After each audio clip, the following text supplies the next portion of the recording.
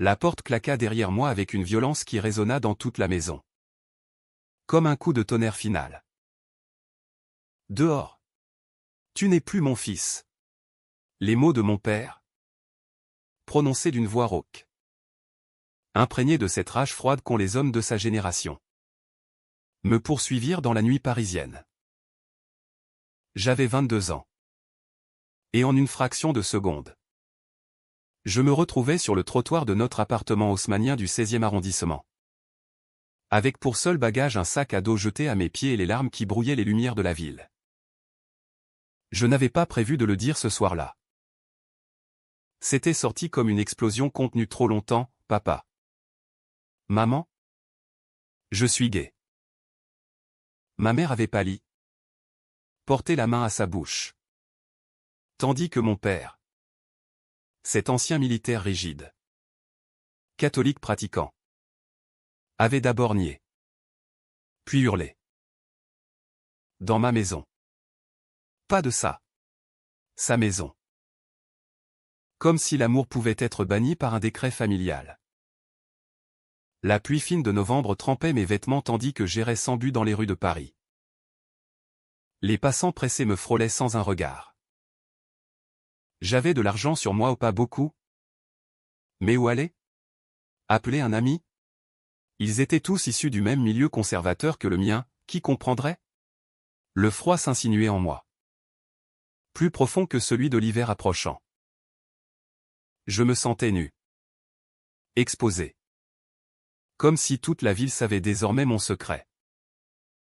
C'est alors que je poussai la porte du Café des Amants. Un petit établissement discret du Marais.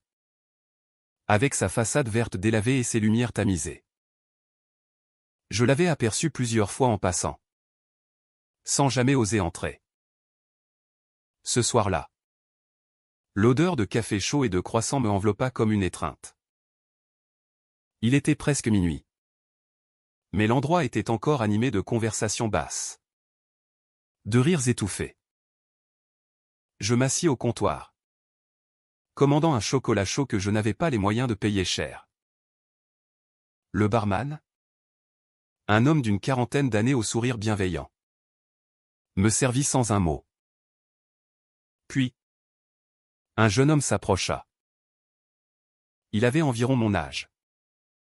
Des cheveux châtains en bataille. Des yeux vert perçants. Et un pull en laine qui semblait fait pour les soirées parisiennes. Tu as l'air d'avoir besoin d'un refuge. Dit-il doucement. En s'asseyant à côté de moi. Sa voix était chaude. Avec cet accent parisien élégant. Il s'appelait Axel. Il travaillait ici comme serveur. Étudiant en littérature à la Sorbonne le jour. Nous parlâmes peu au début. Je lui racontai tout. Les mots se déversant comme une digue qui cède. Il écouta. Sans juger. Posant parfois une main sur mon bras. Paris est grande pour ceux qui fuient. Mais elle peut aussi être un foyer pour ceux qui cherchent. Murmura-t-il. Cette nuit-là. Il m'offrit le canapé de son petit appartement au-dessus du café. Un studio exigu. Rempli de livres et de vinyles de Brel et Brassens. Allongé dans l'obscurité. Écoutant sa respiration régulière dans la pièce voisine. Je sentis pour la première fois depuis des heures une lueur d'espoir. Mais aussi une attirance nouvelle. Troublante. Qui faisait battre mon cœur plus fort. Les jours suivants furent un tourbillon. Axel m'aida à trouver un petit boulot au café, servir les tables. Nettoyer. En échange d'un salaire modeste et du canapé qui devint progressivement mon lit. Le Marais devint mon quartier. Avec ses rues animées. Ses bars aux enseignes arc-en-ciel discrètes. Ses couples d'hommes se tenant la main sans peur. Pour la première fois. Je respirais librement. Axel et moi passions nos soirées à discuter. Il me parla de sa propre sortie du placard. Plus douce, une mère artiste. Un père absent mais tolérant. La famille. Ce n'est pas toujours celle qui nous met au monde. Disait-il en versant du vin rouge dans nos verres. Ses yeux plongeaient dans les miens un peu trop longtemps. Et je sentais une chaleur monter en moi. Un soir, après la fermeture, sous la pluie qui tambourinait sur les auvents, nous rentrâmes trempés. Il me tendit une serviette. Nos mains se frôlèrent. Le silence s'épaissit. Puis, doucement, il approcha ses lèvres des miennes. Ce premier baiser fut comme une révélation, tendre, passionné, chargé de toutes les émotions refoulées. Ses bras m'enlacèrent. Et pour la première fois, je me sentis aimé pour ce que j'étais vraiment. Notre relation s'épanouit rapidement. Les promenades le long de la Seine. Les dîners improvisés. Les nuits où nos corps se découvraient avec une timidité émue. Axel était patient. Compréhensif. Hugo. Tu es beau tel que tu es. Murmura-t-il contre mon cou. Paris. Avec ses lumières. Ses ponts. Ses cafés. Devint le décor de notre amour naissant. Mais les ombres planaient. Mes parents ne donnaient pas signe de vie. J'avais essayé d'appeler, ma mère décrocha une fois. En larmes, ton père ne veut plus entendre parler de toi. Cela me rongeait. Et puis, il y avait ce secret que je portais encore, une lettre trouvée dans les affaires de ma grand-mère décédée. Un temps à un oncle inconnu. Un frère de mon père disparu jeune. Un jour, en triant de vieux papiers que j'avais emportés dans mon sac, je tombais sur cette lettre. Elle était adressée à mon père, ton frère Lucien n'a pas choisi cette vie. Il aimait un homme. Et tu l'as renié. Ne répète pas l'histoire avec ton fils. Mon cœur s'arrêta. Mon père avait un frère gay? Jeté à la rue lui aussi? Je montrai la lettre à Axel. Il pâlit. Hugo, c'est énorme. Ton père reproduit exactement ce qu'il a vécu. Je décidai d'enquêter. Avec l'aide d'Axel, nous fouillâmes les archives familiales que ma mère, en secret, m'envoya par mail après un appel larmoyant. Lucien avait fui en province. Changé de nom. Fondé une vie discrète avec son compagnon. La découverte me bouleversa. Phénomène de répétition familiale, mon père, traumatisé par le rejet de son propre frère, reproduisait le schéma sur moi. Cela expliquait sa violence, pas seulement l'intolérance, mais la peur enfouie d'un passé douloureux. Je confrontai ma mère au téléphone. Elle avoua en sanglots, ton père a toujours regretté. Lucien est mort il y a 10 ans. Seul. Ton père n'a jamais pu lui dire au revoir. Une faille s'ouvrit dans ma colère. Mais la douleur restait. Avec Axel, notre amour s'approfondissait. Nous parlions d'avenir, un appartement plus grand. Peut-être voyager. Mais un malentendu surgit. Un soir, je surpris Axel au téléphone, oui. Je veille sur lui, non. Ce n'est pas sérieux. Juste pour l'aider. Mon sang se glaça. Était-il avec moi par pitié? Je partis en claquant la porte. Errant à nouveau dans Paris. La pluie. Encore. Je me réfugiai dans un autre café. Le cœur brisé. Était-ce une trahison? Ou un mensonge entendu de travers? Axel me retrouva le lendemain. Désespéré. C'était à mon ex. Qui s'inquiétait. Je lui ai dit ça pour qu'il me laisse tranquille. Hugo. Tu es tout pour moi. Nous pleurâmes dans les bras l'un de l'autre. Le malentendu dissipé renforça notre lien. Mais le vrai conflit éclata quand mon père a pris pour Axel ma mère, par inadvertance, lui parla de mes appels. Il débarqua au café un soir. Furieux. Tu vis avec cet homme? C'est une abomination. Les clients se turent. Axel tenta de calmer. Mais mon père hurla, comme ton oncle Lucien.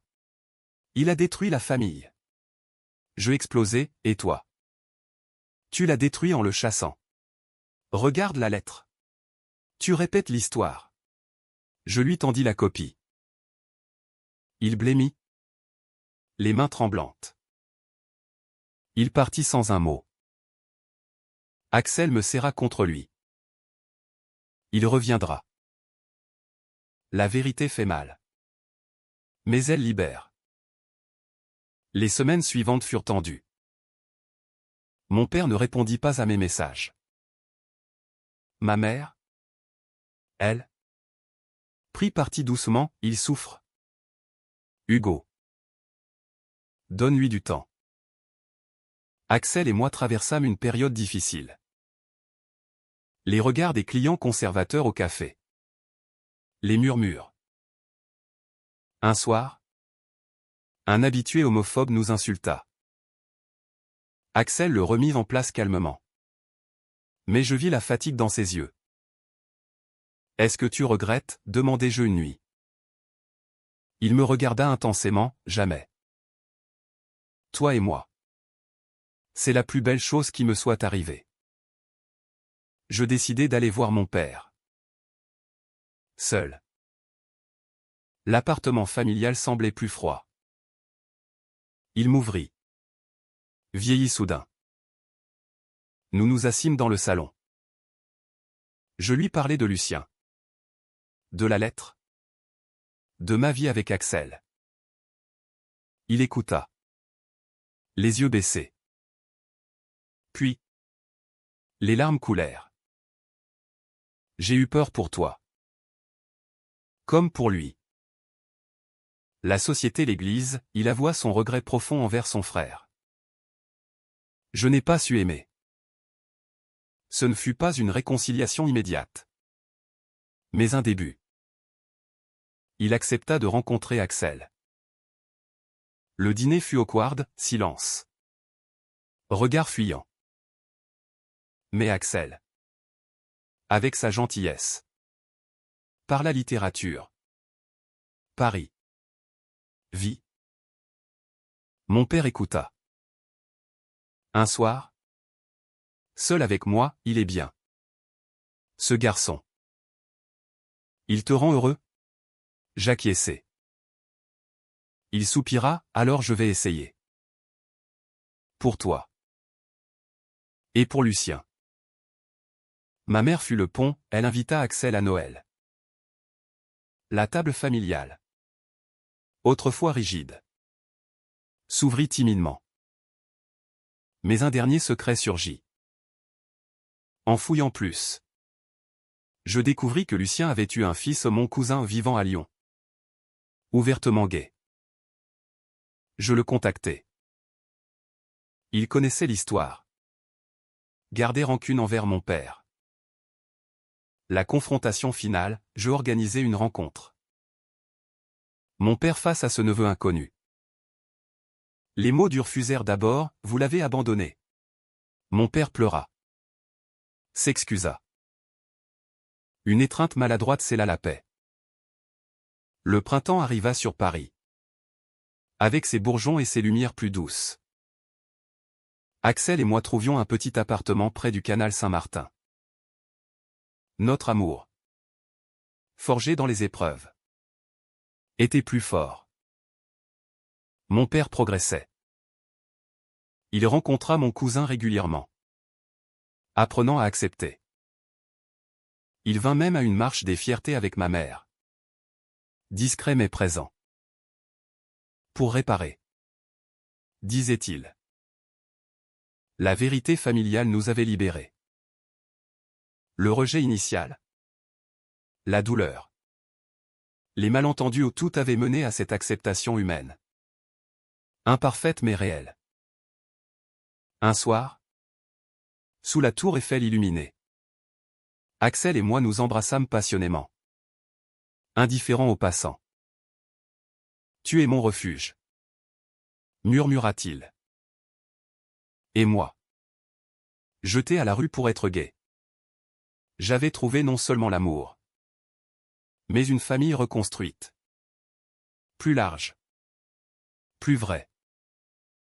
Paris, ville des Lumières, avait guéri nos ombres. L'amour, au-delà des préjugés, triomphait toujours.